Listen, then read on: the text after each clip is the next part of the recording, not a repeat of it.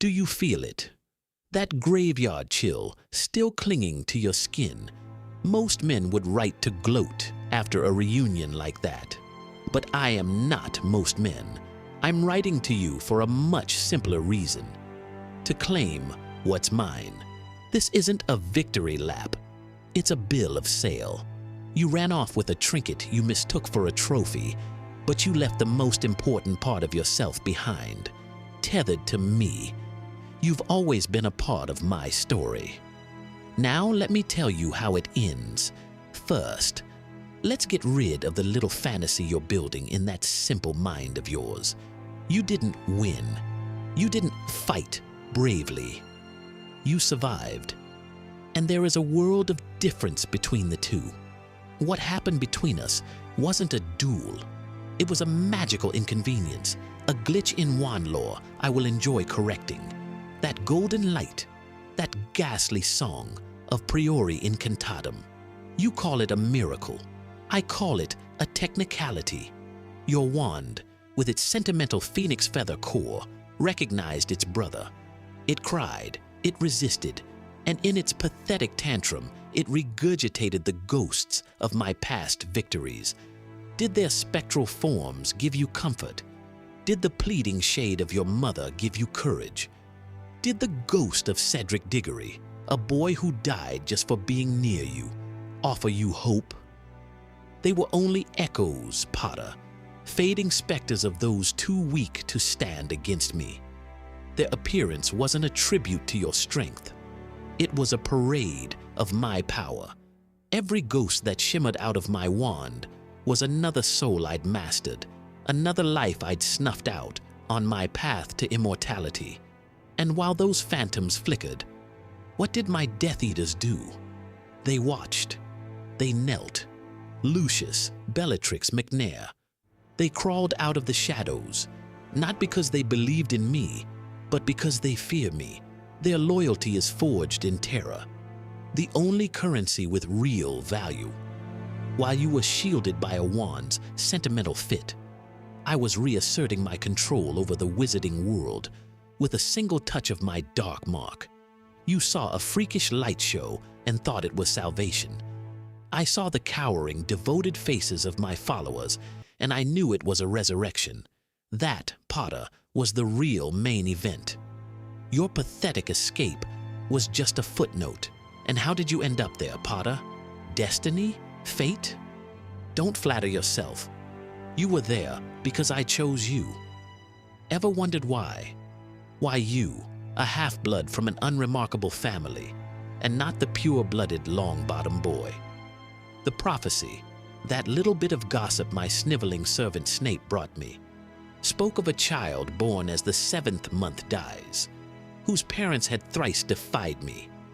Both of you fit, but I saw something in you I didn't see in the other.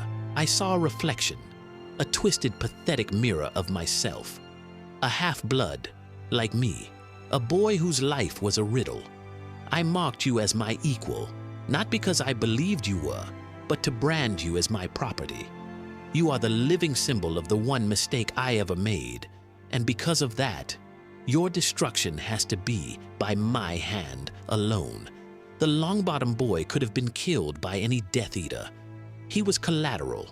But you had to be mine. By choosing you, I wasn't bowing to destiny. I was grabbing it by the throat and forcing it into a shape of my own design. And still, you cling to this prophecy, thinking it empowers you, the chosen one. The truth is far more humiliating. The prophecy isn't your shield, it's your cage. It binds you to me. Neither can live while the other survives. You think this means you're going to win. It's laughably childish. It's a death sentence I've already signed, and I'll deliver it soon enough. My obsession with you isn't about fear, Potter. You're a loose end, a footnote in my history that I haven't erased yet. Your existence is an irritation, a flaw in the story of my eternal reign, and I am a perfectionist.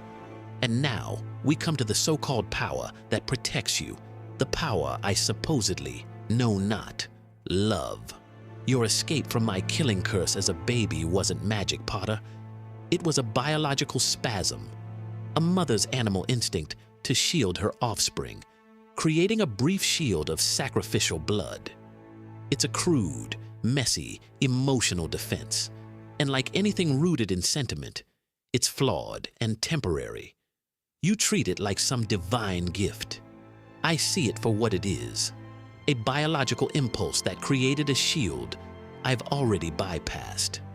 By taking your blood to build my new body, I have ingested your little protection. I've consumed it, metabolized it, and made it mine.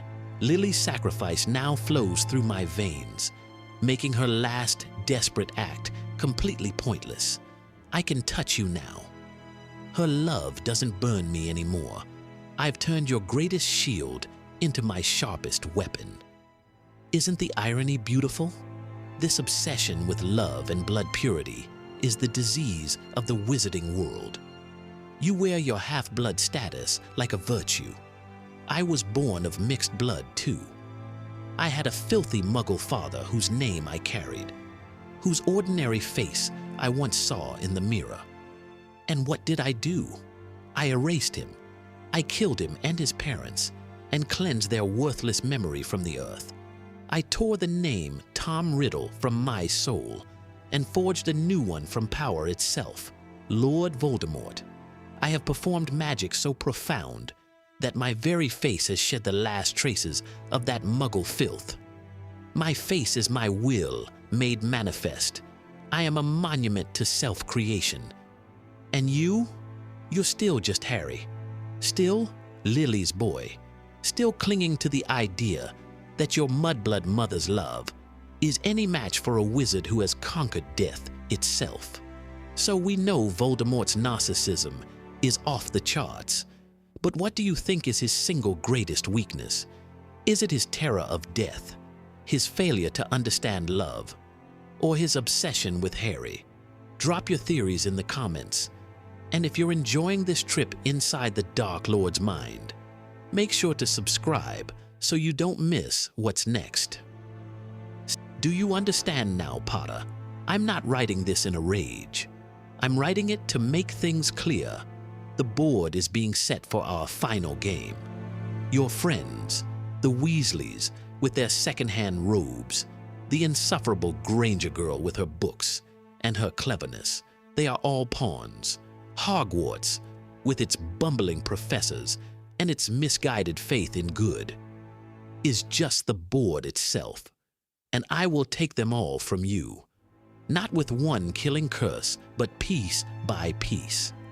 I will dismantle your world until you have nothing left and no one to hide behind. Every time you think you've won, you're just walking closer to the edge. Every friend you make is another person you'll have to watch me extinguish. I want you to feel the absolute weight of your failure. I want you to understand in your last moments that your survival has only ever prolonged your own suffering and amplified the pain of anyone foolish enough to stand with you. Forget the prophecy, forget luck, forget love. Those are delusions for children.